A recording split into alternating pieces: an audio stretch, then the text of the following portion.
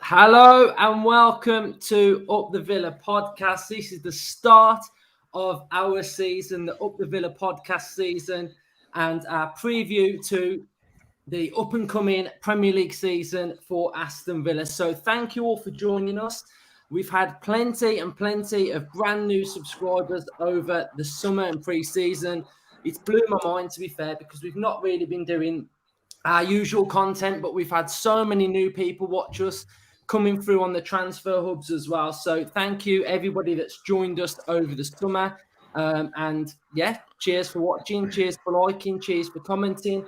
And welcome to the Villa podcast. So as the season goes, we're going to be doing our usual match previews, match predictions, predicted lineups. We're going to be doing some brand new content, what we've got coming as well. We've got a lot of interactive things coming your way. So more ways for you to get involved at home after the games as well. So be sure to check those out. We've worked really hard to bring you this content, basically, like we always do, work really hard on this podcast. So we are going to be your place to come straight after the match days as well.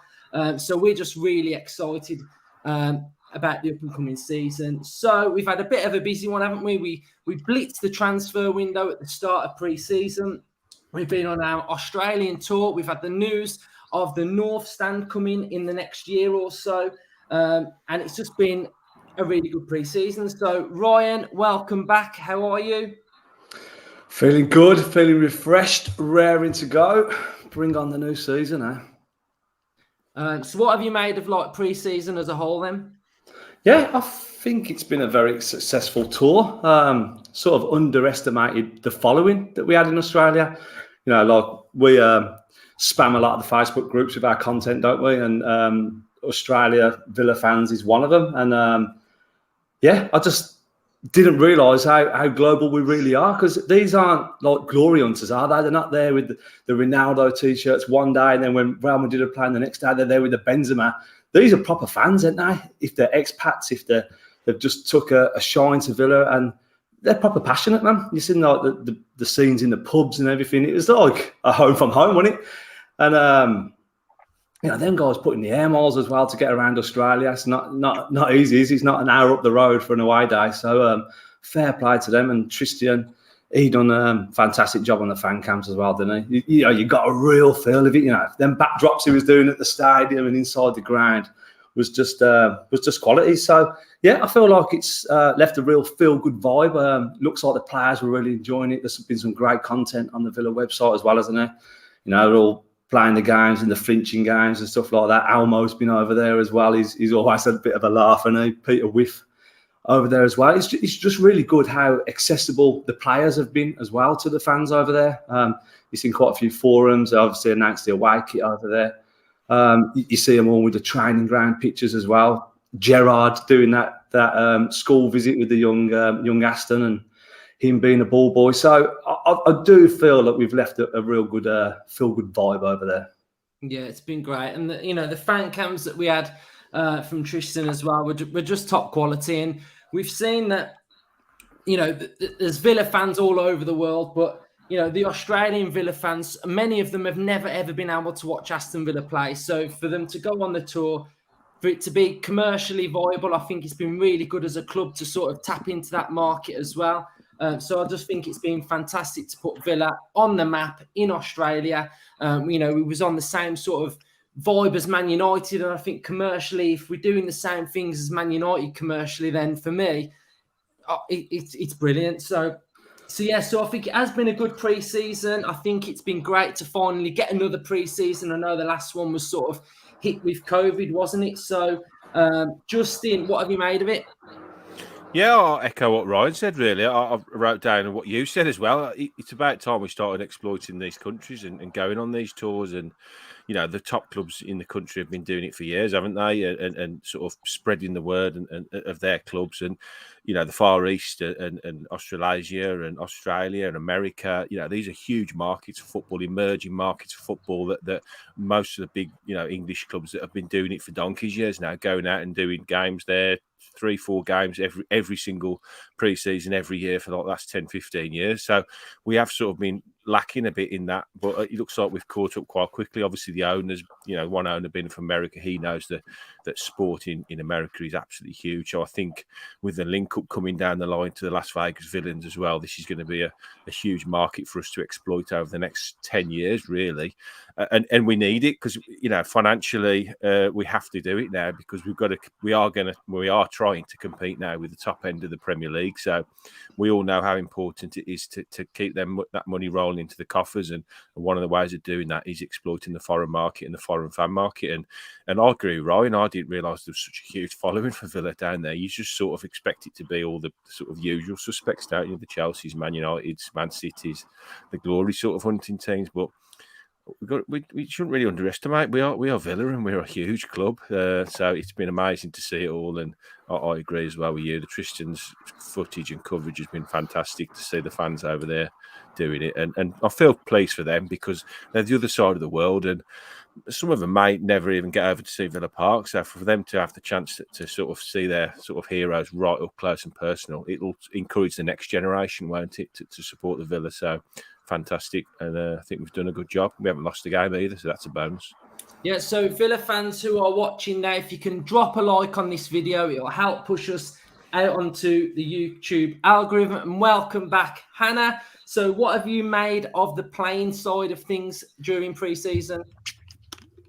Thank you. It feels like it's been a while. Last time I was on the screen, I think I was humiliating both of you with my quiz. So it's good to be back on level playing field again. Forget about this quiz. We haven't done it. I'm glad I was on holiday. Yeah, well, next time, Justin, we'll make sure you're involved. So we played 3 games so far. I've managed to catch probably a total of about 100 minutes of the 3 games. I watched all of Warsaw, thought, it was pretty standard, wasn't it? We always like a trip over that way in pre-season. We got the job done. Good to see some of the youngsters, but I think the real test sort of came again in the Leeds and Man United games where, we were playing Premier League fellow teams, and I think what we've seen so far has been positive. Obviously, I think the start against Man United was a little bit iffy, but in general, I think the comeback again was reminiscent of last season, and it was positive. Leon Bailey, I think, has been a highlight. We finally got to see him looking more fit, really positive, and hopefully we can see that going into the new season. But overall, I think it was much of what we expected.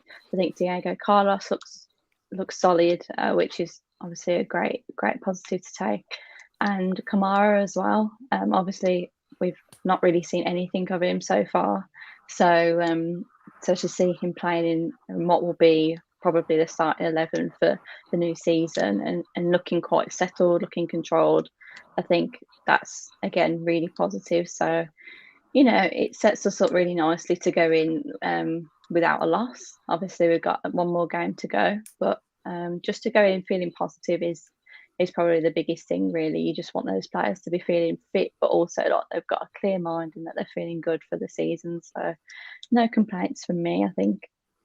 Cool. So this is our season preview episode. So we are going to be back on Wednesday for a live doing our season predictions. So I don't really want to know where you all think Villa are going to finish, but I just want to talk about the expectations that I've got for Aston Villa at the minute then. So what do I want to see as a Villa fan this season? Going to Aston Villa, Villa Park as a season ticket holder. And I just think, for me, I just want us to be competitive every single game. So when I think of a team who are competitive every single game, I'm thinking of a club like West Ham.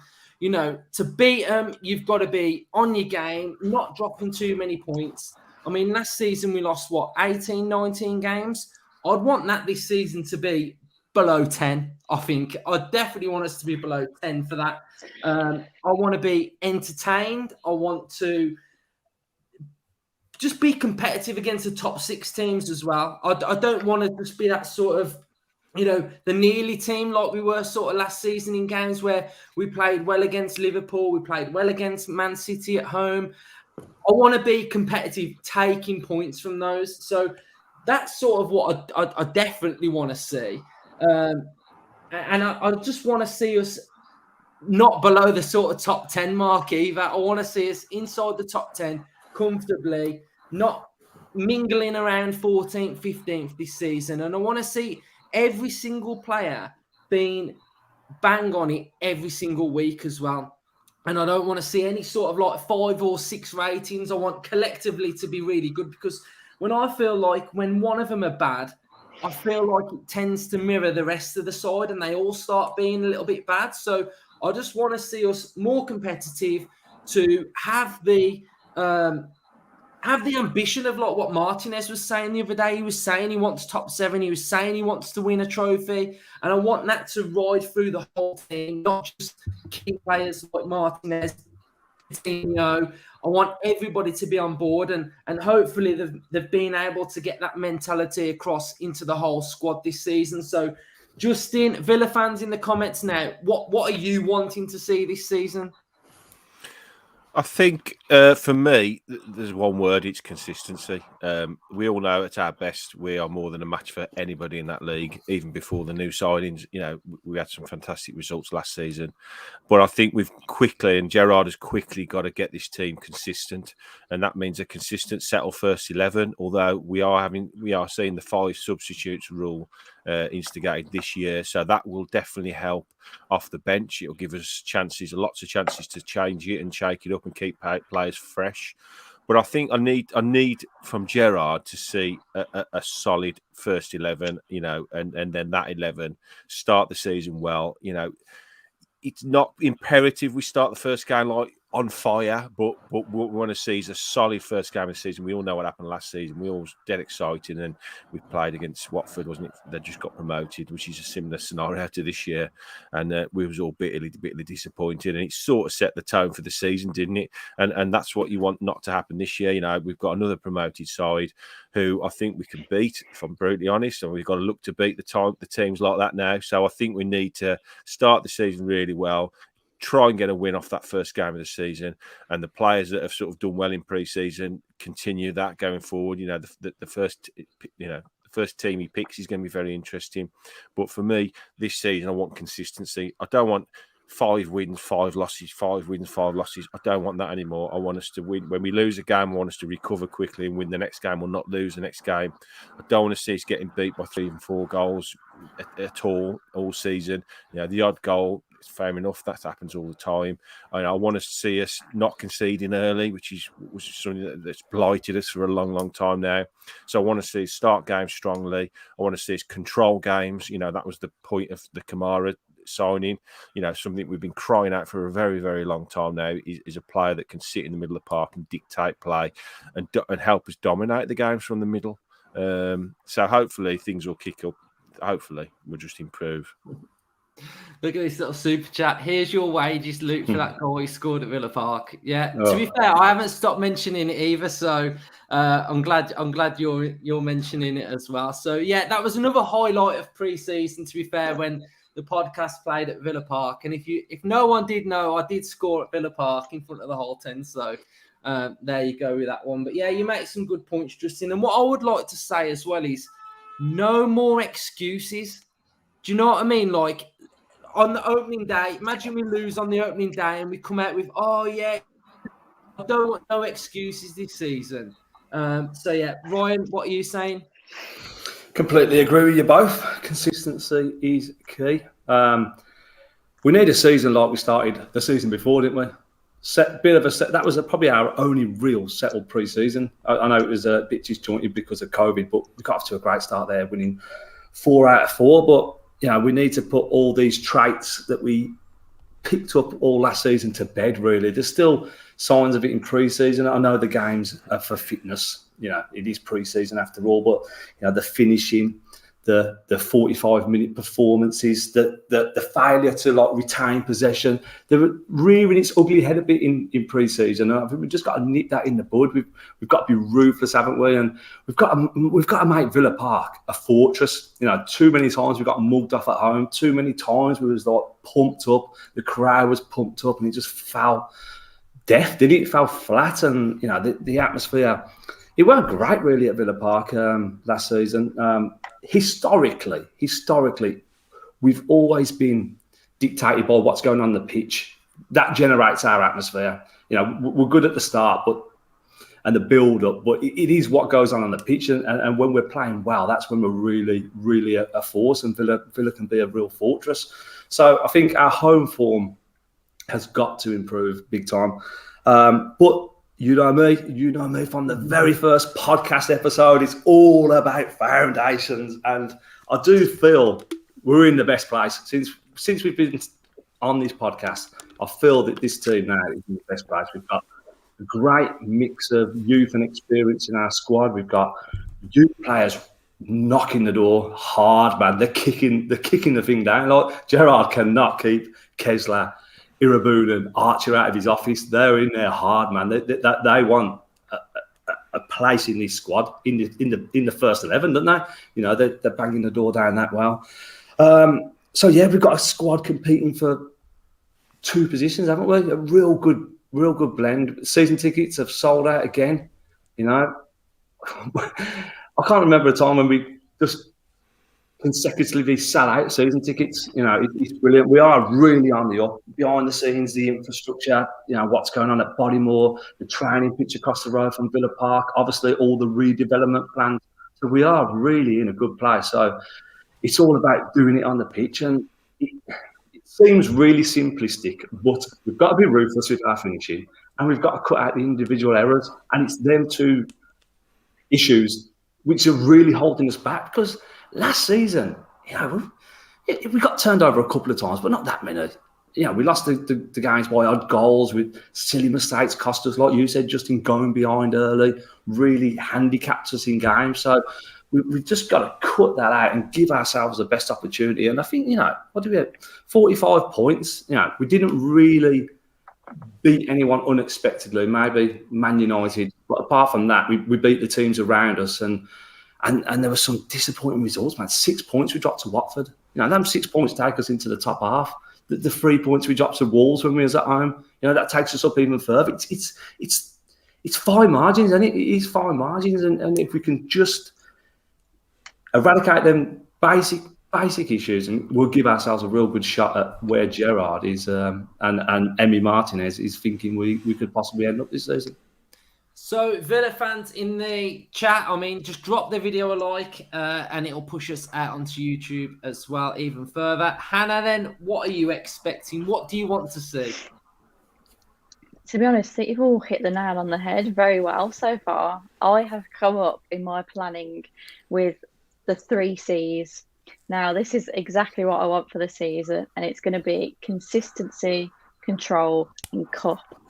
Now, they're pretty self-explanatory, but the consistency has got to be that throughout the 38 games of the season, we are consistent in that we're not, you know, giving 10% and then 110% in one game. You know, we've touched on the fact that we've had so many games last season of going behind within 10, 20 minutes. It's not good enough. And if we continue on that trajectory, we will never, ever reach Europe, because European teams cannot perform like that. So the consistency is so important. We sort of started to pick up a few draws towards the tail end of the season, but before that, we were losing or winning. And that kind of polarisation, again, we can't have it. So the consistency is really important. And then the control, again, it's controlling these games. Wolves, Watford, you know, games that we had a strong foothold in, and then we throw it away.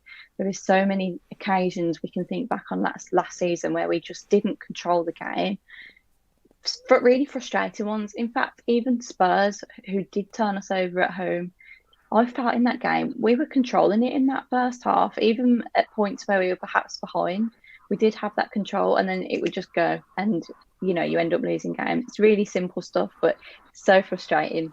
And then the cup, I feel like Villa fans, especially my age, we want to see us win something or really challenge. I mean, we got to Wembley 2 or 3 years ago, and it was Man City, so there was only a certain amount of hope you could have. But just to get to that point again where we need to be winning stuff, like this side is good enough to be winning trophies. So we need we've just won the Champions Cup, Hannah. You're all right. You're all right. Let's get that in the trophy cabinet in the new. But we're greedy. We're greedy. We want some more. We want some more. We want something that we can brag about. When we're in the office or when you're out with your mates, we want to say, "Do you see us? We won that!" And it's just you want that pride, don't you? We're all absolutely gasping for that pride and those bragging rights. So those are the 3 C's for me. I'm actually currently working on a piece for the website. I'm going to drop it a cheeky plug.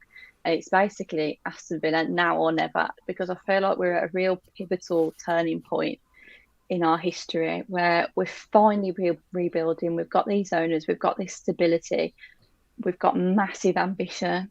And it's like, if we're not going to do it now, look at the squad we've got, look at the manager, we've got the ambition. If we're not going to do it now, when are we going to do it? This season has to be it for us. And I just feel like we've got to seize it by the neck. I'm going to say the neck, and just go for it and play like they're never going to play football again. It's just, I've got this pre-season passion about me. I just feel like we just really have got to kick on. What I would say about that is that apart from say the top 6 or some clubs in the Premier League, most football clubs would die for owners that we've got and be in the position that we're in. For me, the only thing that's missing now is the team on the pitch performing, because everything else is laid out for them perfectly.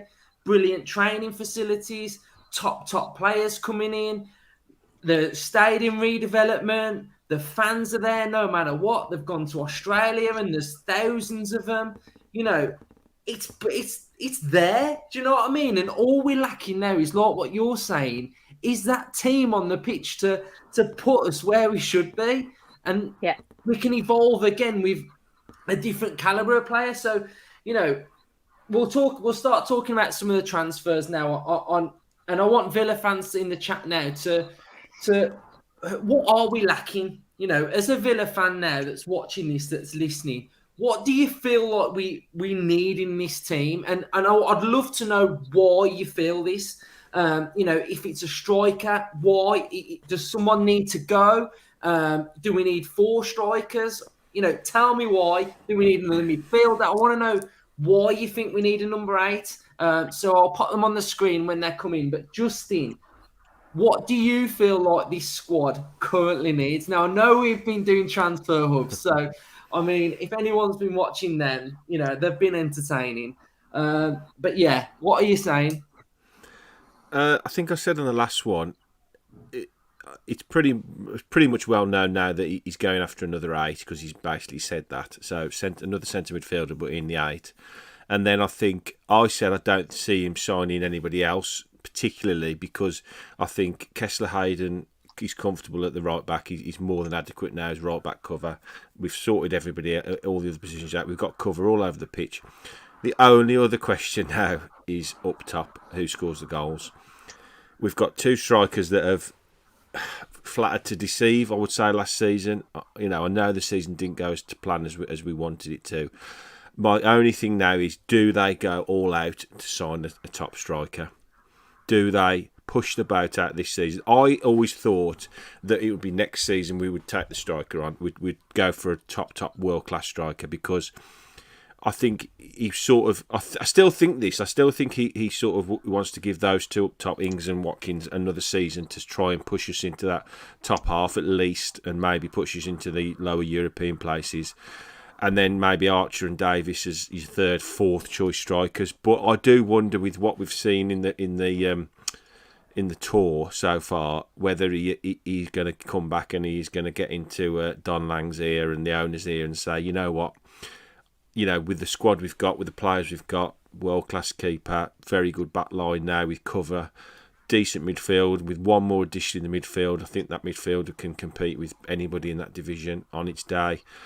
It would be a shame to have all that in place and constantly be thinking, if only someone could have put that chance away, if only somebody. Now I think the two up top are capable, more than capable. Danny Ings has proved that his whole career he's capable of scoring goals, and Ollie Watkins this first season proved that he can score goals. But there's constantly this question mark over them, isn't there? So do we cut our losses on one of them? Maybe, if we get an offer on one of them, and then put that towards a superstar striker. And then the other question is, who is there available? Are we in a position to attract that top striker to us this season? Could it be more prudent to try and get in that top half, maybe nick into the top 8, and then use that as a springboard to sign a top striker next summer? It's very difficult, isn't it? But for me, an 8 definitely, and a 50-50 on whether they pushed about out for a striker. Yeah, I'm with you on that a little bit, because I thought the game against United was a little bit telling for me.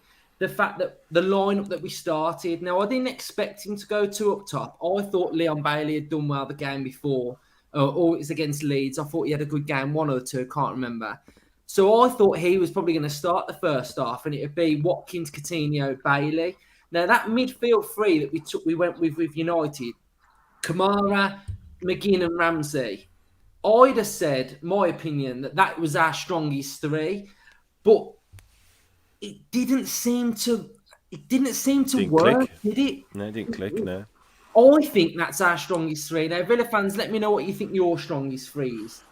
But we had to make the changes, didn't we? And second half, the forward line, when he changed that again, that seemed to work a bit better as well. So I've got to say, I thought Sanson did well when he come on as well. I don't want to keep banging the Sanson drum because we're all a bit fed up with the Sanson drum. But, could he still have something to offer there? Because the bloke, he's the kind of dominant, size of a midfielder that you think, he looks a player, he does. But he hasn't had the minutes. And another is another left field suggestion.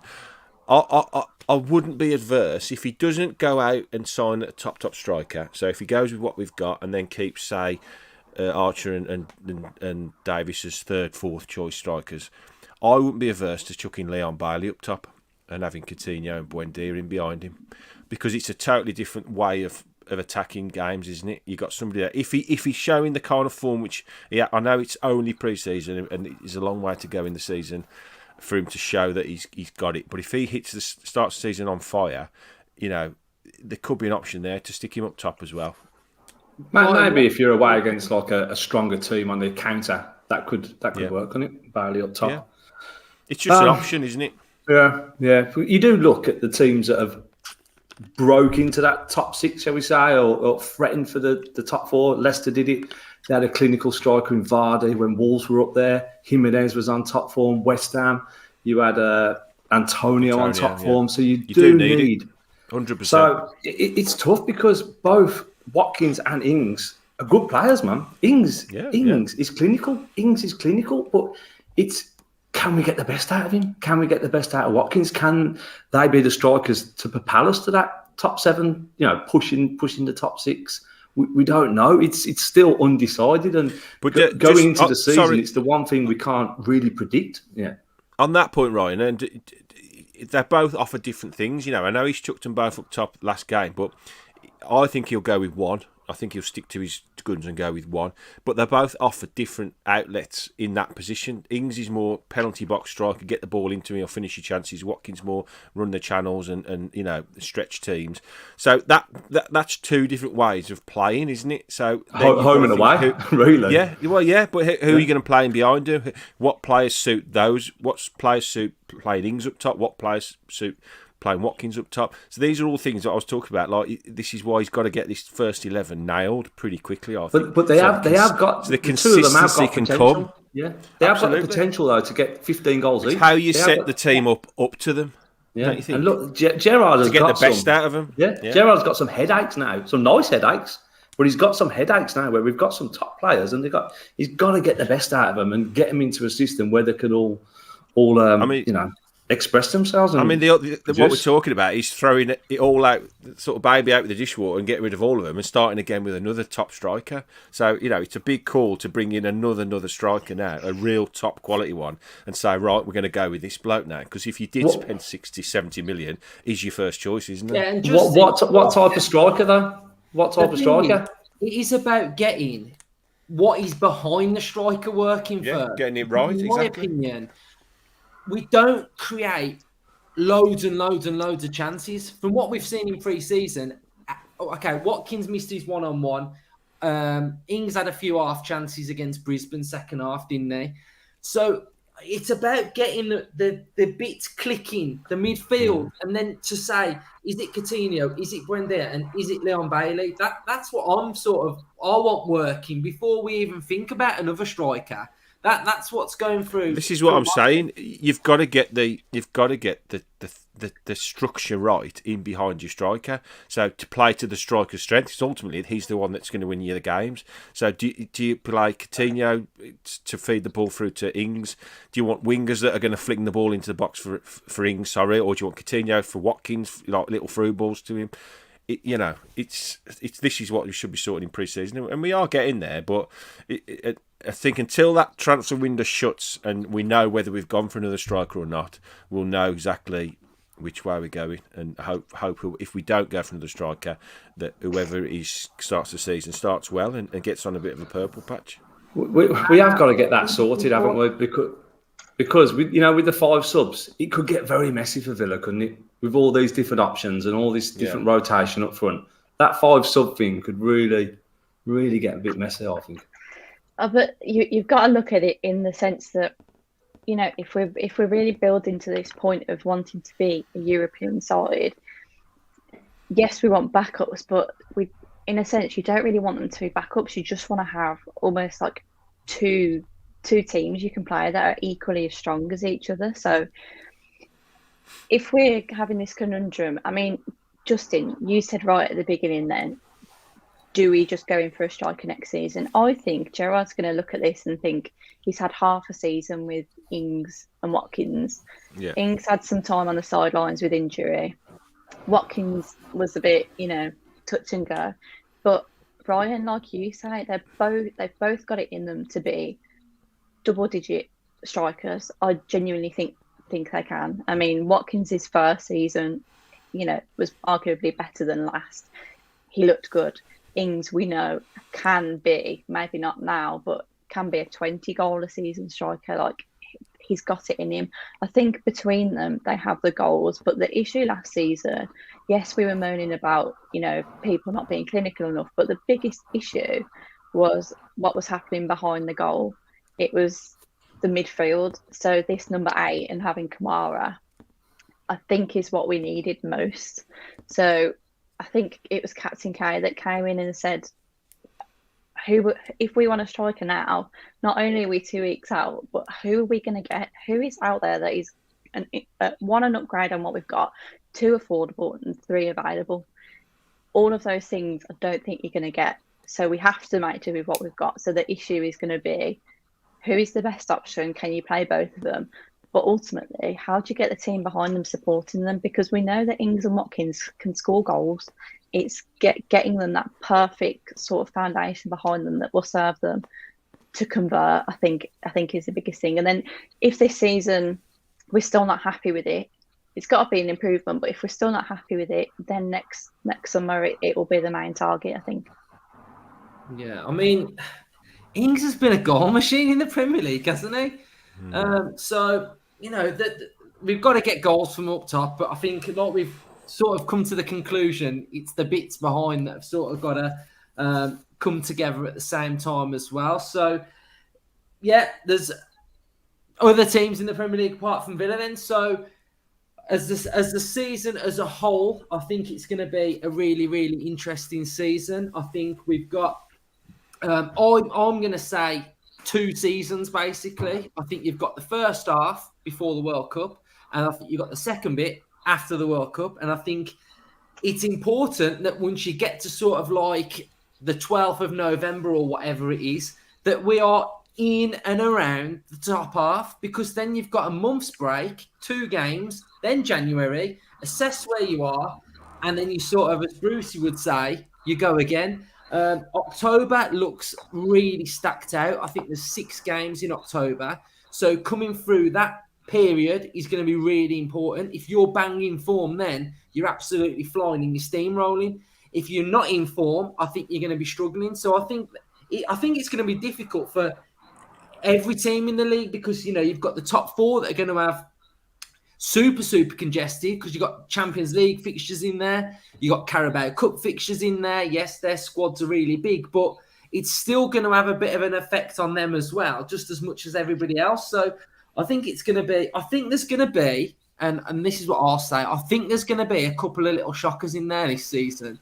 I think there's going to be a few teams that you're just like, oh, me, like, what's happened to them? And I think there's going to be other ones where you're like, I can't believe like they're up there, because I just think that little bit of form is going to be really important. So we'll go to you first then, Hannah. What do you feel like the league's going to play out? Are there any teams that you're looking at that you're thinking they're going to smash it, apart from Man City?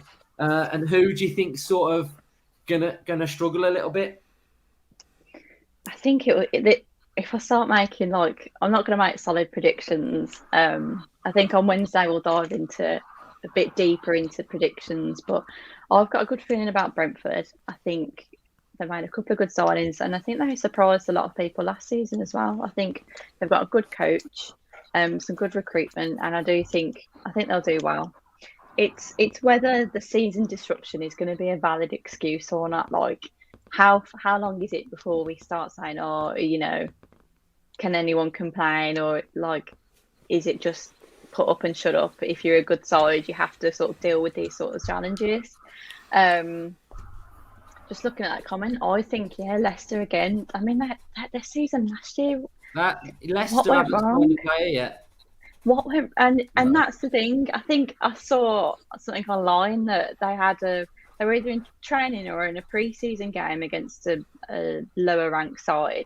They were still conceding them set piece goals. How, you know, what on earth has gone wrong there? It feels like us from our first season back in the Premier League. Like, don't know what's going on there. And then other teams I think are going to do well. I don't want to say too much about Wolves, but I don't know. I feel like they're going to be our biggest challenger, and it's got that little bit more fire behind it, hasn't it? Because of the slight rivalry, shall we say? But I think that's going to be a good battle between us and them, and quite exciting, I suppose. Forest, I would love to see do well. Not sure. I'm not sure they've got it in them. It's always iffy. There seems to be one team that comes up from the Championship and flies, and the other two that don't really do much. So I think the one to watch for me will be Brentford. But obviously the main focus is on Aston Villa and us pushing on. So as long as we're beating everyone around us, I think that's all I care about. I think Spurs are going to do really well. You look at their summer recruitment, their manager, he wants blood and guts on the pitch, don't he? He wants everything. And I think their signings of like Basuma, Spence, Richarlison, I think their squad now is absolutely naughty. And I think they're going to really, really challenge the top 4. I think Chelsea are going to struggle, I do. I don't know why. I just think that vibe with Tuchel now, I'm not sure. I'm reading what he's saying after the game against Arsenal, and don't know, bad vibes. You look at Leeds, I mean, they sort of, you know, you don't sell 2 of your best players, do you? If you're going to lose 1, that's enough. Don't sell 2. You know, and they've done what we did, you know, all them years ago, bringing in all these players, unknown quantities. You just don't know. You're praying it gels, aren't you? And if it doesn't, then you're banging trouble. So Southampton, I think they're going to be down there. But if I was to go with a bit of a surprise package, I'm going to go Arsenal, and I think they're going to do well. Ryan, what are you saying? Yeah, I agree with you with that. Don't know why I've got Jesus Jesus vibes this season. He looks like he's bang on fire in pre-season. He looks like he's the main man now, isn't he? He's going to lead that Arsenal front line. Obviously, you've got the exciting Saka up there as well, but just feel like they've made some real good signings. Like you say as well, totally agree with you with Spurs as well. You know, Conte, it was a coup getting him. It was a coup for Spurs to get Conte because he's a winner. He don't hang around. He wants to win that league, and he's off to win another league with somebody else. So you've got to give him the tools. Again, a little bit of a soft spot for Forest, I have. So hope they will do well. Nervous about Everton. Who did they lost to? Is it Minnesota?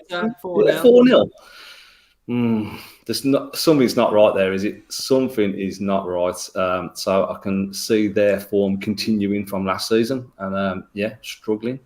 But yeah, we've got to get in amongst like the Leicesters and the West Hams and the Wolves, haven't we? And the Crystal Palace. I think they might continue their good form. I know they've lost Gallagher, but they've made a couple of decent signings as well. So I expect them to improve with us and attack that area. And Newcastle as well, isn't it? Newcastle, Newcastle. So let's just not mention them. Yeah, Sodom. Yeah.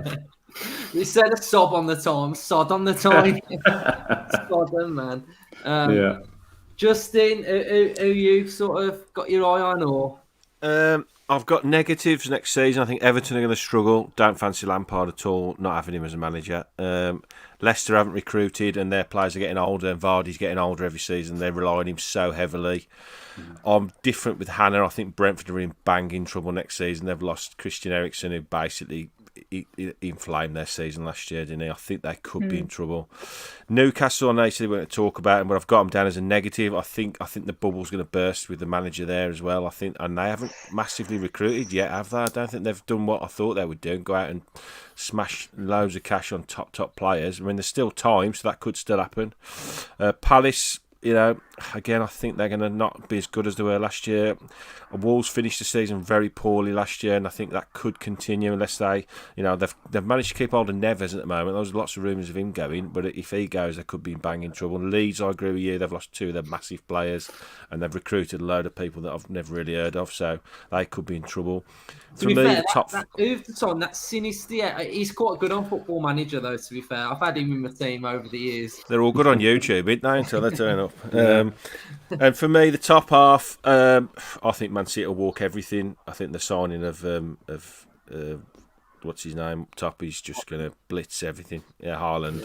And then I agree with you a lot, really. I think Spurs have recruited very well. That's what happens when you get in the Champions League places. You could go up to the next level of players, can't you? And they've done really well. And I think Arsenal and Chelsea have recruited well as well. I think Chelsea, biggest thing for Chelsea is getting Lukaku away from that club, because there was problems there with him. So they've replaced him with Sterling. If he can do okay, they could be all right next season.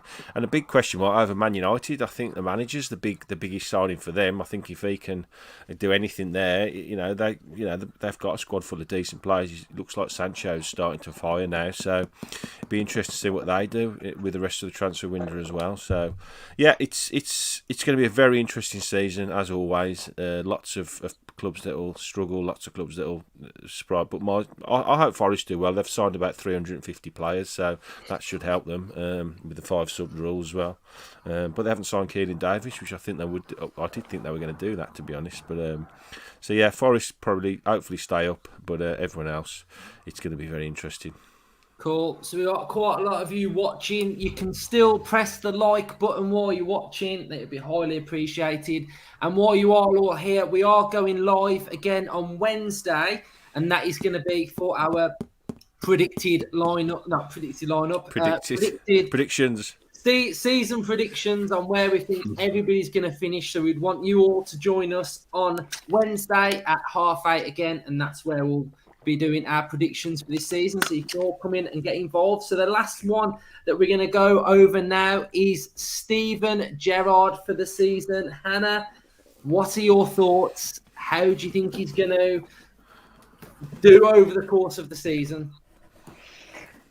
Wow. This is the first real test, isn't it? Because we've got. Scared me because I saw him moving in the background.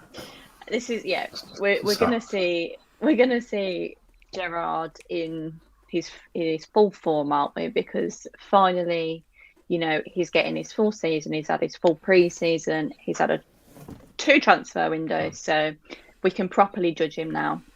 I think, well, so far I'm impressed with his attitude, and the one thing that always sticks out to me, Luke, I think you mentioned this earlier on, was this no excuses kind of culture that, especially now coming into this season, they've been given everything, no excuses now. We've got to crack on. So I expect the same from him. I don't want to hear excuses. I want him to be an honest man who clearly is making the decisions that will be best for the football club. I think we've had a lot of sentimentality and attachment to players and certain types of styles of play that we perhaps always root for. But ultimately, I think we just want to see that he's making decisions that will be the best for this team. I think he'll do okay. I'm still not 1,000% sure, because we just haven't seen enough of him, and I think sometimes the season tactics were a bit iffy, and because we did have such issues with inconsistency, he's got to prove himself to us, and I think that's not a bad thing to ask for of your manager, is to just say, come on, right, we had an iffy season, you've got to come out now and show that you have the ability to manage at the top level, bring us consistency, bring that culture to the football club. We had a positive vibe with Dean Smith around, and I think we still have that, but it's got to be more than positive now. It's got to be winning mentality, and that is something I do think he can provide. He's a born winner, and we need that this season. One thing that I do like that came out of pre-season as well was his ruthlessness to leave Chukwuemeka back at Bodymore. I thought that was a real bold sort of statement that came from him. I think it was the first time we've seen him get a little bit punchy, and that's what I liked as well. And I think, all the top managers do that, don't they? I mean, so I liked that trait from him in pre-season. I like the way he sort of took on this real, ambassador role in the Australian tour as well, going to that school with the young lad Aston and stuff. And I know he's probably got to do it, but I just think it's good to see him doing that sort of stuff. So already it feels like, we had loads of people mentioning that, he's going to get the Liverpool job, he's just going to leave Villa. But I actually feel like he's starting to sort of get the club a bit more as well. And that's what I like from him. And I just hope that we can. I just hope we really start well, and we start well, and we grow into the season, because I really think he's a real good manager for us. And I won't tell you anything about where I've been today, but I've got something funny and something you'll all love, which will be coming next Monday, and it is to do a little bit of a question that we had about Steven Gerrard. So it was actually really funny, and what other people think of him. So yes, we'll leave that one there. So Ryan, Gerard, you vibing it? Yeah, man, big time. Just like you're saying, he's a leader, and as a manager, he's leading our squad, isn't he? I feel like he planted a lot of seeds last season. There was some, I won't say harsh comments, but some home truths said in them press conferences, weren't there? He weren't digging anyone else out in particular, but he'd comment on the individual errors. He'd comment on not turning up for the first 45 minutes, or having a great 45 minutes and not turning up for the second half. He said there's certain players that aren't on board and stuff like that. So I feel like it's all going to blossom this season. The expectation for the squad is now there, and what Gerard expects. And if he is telling them 7th, then the players should expect to try and finish 7th, in all honesty. Because we all know, we've watched his career, haven't we? We know he's a natural leader. We know he's a born winner. We know he would not accept anything less. And I'm sure there's hundreds of changes he's made behind the scenes that we don't even know about. I'm sure it's Steven Gerrard's world in that Bodymore Heath, and I do feel that all the players are completely on board with it. They're on board with his philosophies. And you could just see that. You could just feel the vibe, couldn't you? At I know they're all on tour. They're all having a good time. But I feel like there's a proper squad, a team. I feel like they're ready to die for each other this season. So, very much looking forward to it, man. Well, Justin came on this podcast with 30% battery, and he's dwindling away. I know he's still there. He's dwindling 6%. away. So Still got 6%. He's got 6%. So we won't leave him on his own. We'll all go together. So this has just been our season preview episode. Like I say, it's the start of the Villa podcast season. Your match content will be coming, and just your place to come after the games and the previews, predicted lineups. We've got some new ones coming. We've got some more interactive episodes coming as well straight after the game. So we've worked hard. We thank you all for watching all the time, and just make sure you subscribe, drop the videos a like. Join us again at 8:30 on Wednesday. And just, cheers for watching. Can I just butt in before we go? Yeah, go on then. We have also got the website. So if you're hungry for more Up the Villa podcast content in between episodes, then head over to the website. I thought I was getting a pre-season off, but our writers have been bang at it. Like they're hungry, man. We've had previews. We've had a lot of focus on the academy, player focuses, social media reactions. So it's all getting ready for the new season. So head over to there. And what's the website, Ryan? upthevillapodcast.co.uk, utvpodcast.co.uk. Get better over than there. all that clickbait you get as No well. no adverts, no clickbait, purely fan-led content. Unreal. You couldn't ask for anything better. And we absolutely love it. So on this shirt, by the way, it's class, man. It's class. Justin, you got the home as well. Yes, amazing. It's very good quality, actually. It's very good quality. I was shocked when I seen it because I think it's that good. So Worth £65, lads. Yeah, I'd say so. Yeah. Well, it's Villa, Right. isn't it? So definitely It's got worth a bit it. of badge on it, so there you go. Worth every penny. So everyone, we're going now. So join us 8:30 on Wednesday, where you can all get interactive with the episode. Up the Villa. Up the Villa. Up the Villa.